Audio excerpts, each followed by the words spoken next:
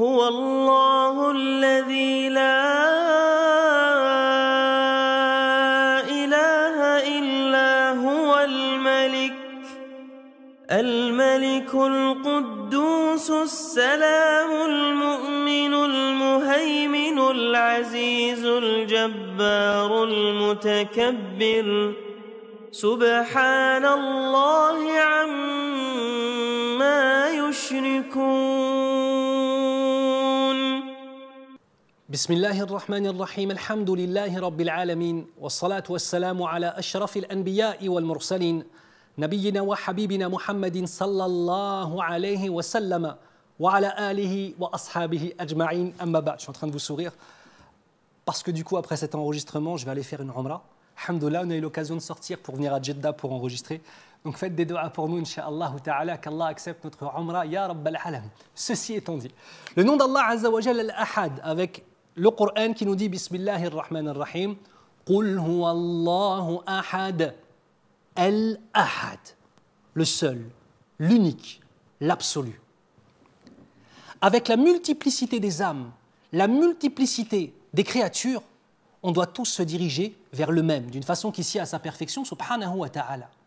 Et c'est par le biais du tawhid d'Allah Azza wa Jal, qui vient du terme wahada yuwahidu, et qui revient en vérité ahad à un terme encore plus profond, qui est al-ikhlas, qui signifie la sincérité au sein même de l'unicité absolue d'Allah Azza wa Jal. Voilà, c'est compliqué toute cette phrase. On va donner une image.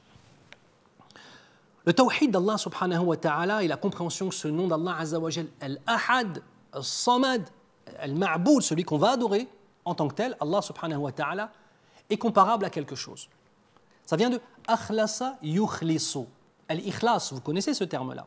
Akhlasa yukhlisu. Et d'ailleurs, Qul huwa Allahu ahad, son nom c'est Suratul Ikhlas. Ça signifie le fait de faire partir et d'enlever les impuretés de quelque chose. Ah, plus tu vas adorer Allah Azza wa Jal, plus ton âme va se purifier, plus ton cœur va se purifier, et plus tu vas ouvrir les yeux sur la réalité des choses, et tu sauras choisir ce qui est bon pour toi, bon pour ton âme, et qui est dans la satisfaction d'Allah Azza wa Jal. Prenons une simple image.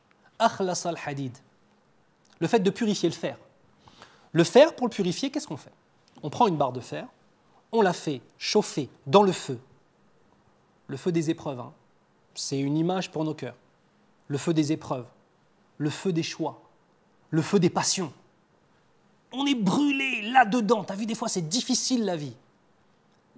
Et il suffirait de quelques secondes d'inattention pour se détourner d'Allah subhanahu wa ta'ala. Et ensuite, qu'est-ce qui se passe? Vient l'épreuve après cet élément qui nous a chauffé.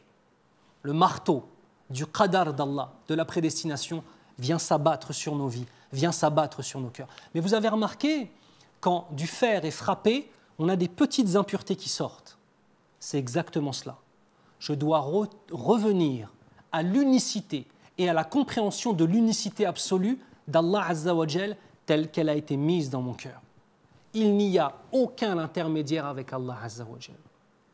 L'adoration de tout autre qu'Allah Azza wa Jal est du polythéisme du shirk. Qu'est-ce que le shirk?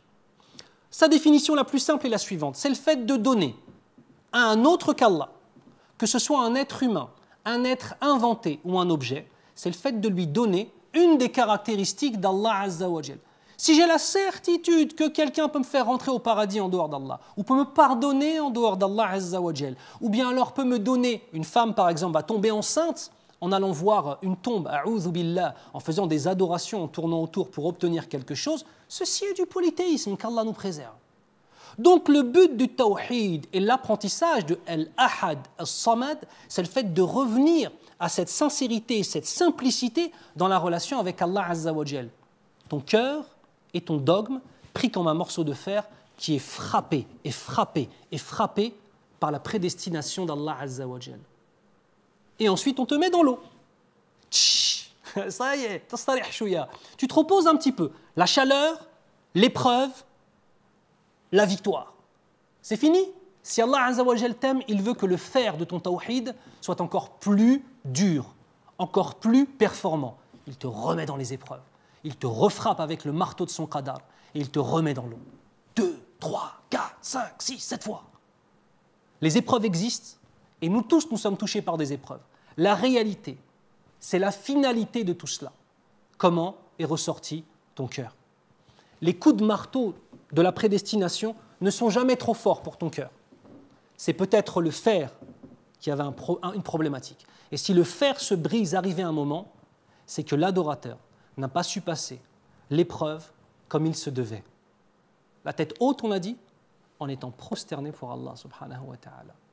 El-Ahad, une direction, une vie, une sharia, un prophète Mohammed sallallahu alayhi wa sallam, un Coran el-Karim, la méthodologie, hudan lil muttaqin, la guidée pour les pieux. C'est ça ta vie, Inch'Allah, c'est ça ma vie.